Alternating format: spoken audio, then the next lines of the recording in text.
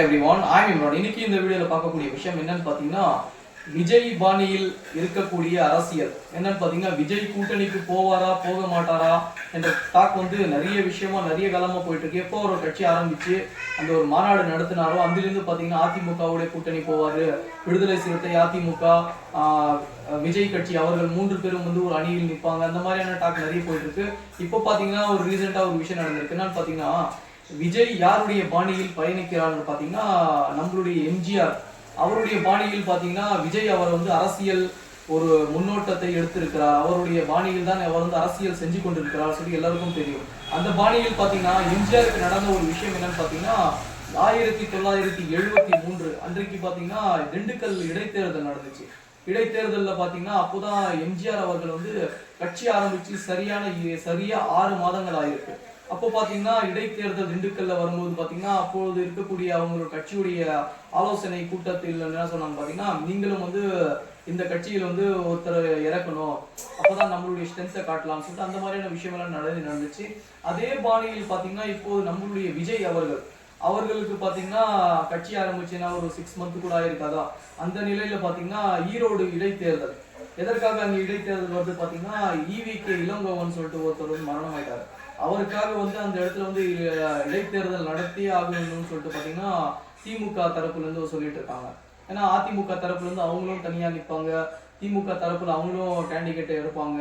அந்த மாதிரி விஷயத்துல பாத்தீங்கன்னா நாம் தமிழர் கட்சி அவரை பத்தி பாத்தீங்கன்னா அவர் எப்பவுமே வந்து தனிச்சுதான் போட்டி போடுவேன்னு சொல்லிட்டு அவரு விஜய் அவர்கள் கிட்ட வந்து கூட்டணி கேட்டுட்டு அது ஒரு அசிங்கம் ஆயிடுச்சு. ஏன்னா விஜய் அவர்களை வந்து அவர் திட்டி பேசினதா இருக்கட்டும், மிகப்பெரிய ஒரு தவறான விஷயம். என்னதான் இருந்தாலும் தம்பின்னு சொல்லிட்டு அந்த மாதிரி பேசக்கூடிய விஷயம் வந்து மிகப்பெரிய ஒரு தவறான விஷயமா எனக்கு தெரியுது. அந்த பாணியில பாத்தீங்கன்னா இந்த விஷயத்துக்கு வரலாம். என்ன பாத்தீங்கன்னா இடைத்தேர்தல், இந்த இடைத்தேர்தலில் எல்லாருமே வந்து தனிச்சு நிற்க போறாங்க. எப்படியும் வந்து பாத்தீங்கன்னா ஆளுங்கட்சி எதிர்கட்சி 2 கட்சியுமே பாத்தீங்கன்னா கண்டிப்பா நிற்பாங்க. அவங்க இல்லாம வந்து அந்த தேர்தல் இருக்காது. வேணும்னா உங்களுக்கு அதிமுக வேணும்னா ஸ்கிப் பண்ணிட்டு போறான்னு நினைக்கிறேன். ஏன்னா இடைத்தேர்தலில் வந்து எப்படியும் ஆளுங்கட்சியுடைய கைதான் ஓங்கி இருக்கும்னு சொல்லிட்டு அந்த பாணியில பாத்தீங்கன்னா உங்களுக்கு விஜய் அவர்கள் என்ன செய்வாருன்னு சொல்லிட்டு நிறைய பேர் வந்து கேட்டுட்டு இருக்காங்க. விஜய் அவர்களுக்கு பாத்தீங்கன்னா இந்த இடத்துல அவருடைய ஸ்ட்ரென்த் காட்ட வேண்டிய ஒரு நிலைமைக்கு அவர் வந்திருக்காரு. ஏன்னா கட்சி ஆரம்பிச்சு அவருடைய ஓட் பேங்க் எவ்வளவு இருக்கு. ஏன்னா தலைவான்னு சொல்லிட்டு கட்சியில இருக்கக்கூடிய சொல்றவங்க வேற. ஏன்னா இவருக்கு வந்து சொல்லக்கூடியவங்க யாருன்னு பாத்தீங்கன்னா எல்லாருமே ஃபேன் பேஸ்ல இருக்கக்கூடியவங்க எல்லாரும் வந்து பாத்தீங்கன்னா தலைவா தளபதினு சொல்லிட்டு இருந்தவங்க வந்து பாத்தீங்கன்னா இப்போ வந்து கட்சியில இருக்கக்கூடிய பொறுப்புக்கு வந்திருக்காங்க. அவங்க வந்து ஓட்டா மாறுவாங்களா மாற மாட்டாங்களான்னு சொல்லிட்டு தான் இந்த ஒரு டாக். என்னன்னு பாத்தீங்கன்னா கட்சியில தொடங்கி வந்து 50 லட்சம் வாக்காளர்கள் இருக்காங்கன்னு சொல்லியிருக்காங்க, 50 லட்சம் உறுப்பினர் இருக்காங்க எங்கன்னு சொல்லியிருக்காங்க. இப்போ அந்த 50 லட்சம் உறுப்பினர்களும் வந்து பாத்தீங்கன்னா எல்லாமே வந்து ஓட்டா மாறுமா இல்ல சமீப காலமா பார்த்திருக்கோம். ஏன்னா நிறைய பேர் வந்து நிறைய டாக் அமைச்சிருப்பாங்க. ஏன்னா நிறைய விஷயம் சொல்லுவாங்க, எத்தனை வாக்காளர்கள் எத்தனை வந்து உறுப்பினர்கள் எங்களுக்கு இருக்காங்கன்னு சொல்லிட்டு. ஆனா எலெக்ஷன் டைம்ல வந்து அவங்களுக்கு விழக்கூடிய வாக்குகள் பாத்தீங்கன்னா ரொம்ப கம்மியா இருக்கு. ஏன்னா அவங்களுடைய தொகுதியிலேயே அவங்க வந்து வாக்கு வாங்கியிருக்க மாட்டாங்க. இப்போ மனுஷங்களுடைய மைண்ட் செட் இருக்குன்னா, இப்போ ஒரு விஷயத்த பேசும்போது என்ன செய்யறாங்கன்னா ஓட்டு போடும்போது அவங்களுடைய மைண்ட் செட் வந்து வேறையா இருக்கு.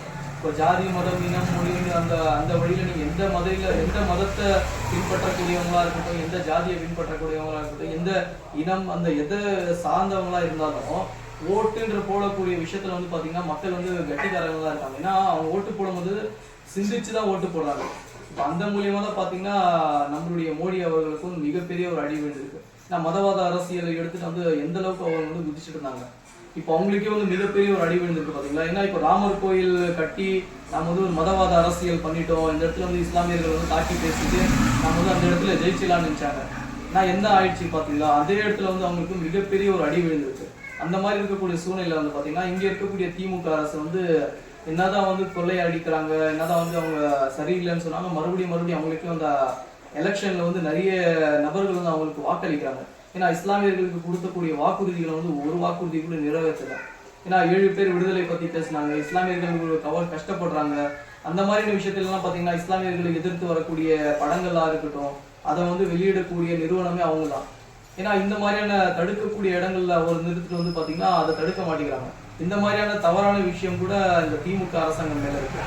இப்போ வந்து விஜய் புதுசா வந்துட்டாரு, அவர் என்ன செய்வார் ஏது செய்வார் யாருக்குமே தெரியல. பட் அவர் சொல்லக்கூடிய விஷயம் வந்து ஓப்பன் டாக்கா இப்போதான் வந்து கொஞ்சம் பேசிட்டு இருக்காரு. அதை பத்தி தான் இப்போ பார்த்துட்டு இருக்கோம். ஏன்னா அவர் வந்து மேல மேல பேச பேசதான் அவருடைய சிந்தனை என்ன, கொள்கை என்ன, கோட்பாடு என்னன்னு இப்போதான் சொல்லிட்டு இருக்காரு. ஒண்ணுன்னா சொல்ல சொல்லதான் நமக்கு வந்து தெரியும். இப்போ வரைக்கும் சொல்லியிருக்கக்கூடிய கொள்கை என்னன்னு பார்த்தீங்கன்னா திமுக எதிரி, பிஜேபி மதவாத எதிரின்னு சொல்லியிருக்காரு. அவர் வந்து அதிமுகவை எதுவும் வந்து குறைத்து இட போடலை, எதுவுமே வந்து அவர் பேசலைன்னு சொல்லிட்டு நிறைய டாக் போயிருக்கு. அதனால கூட்டணி போகுது.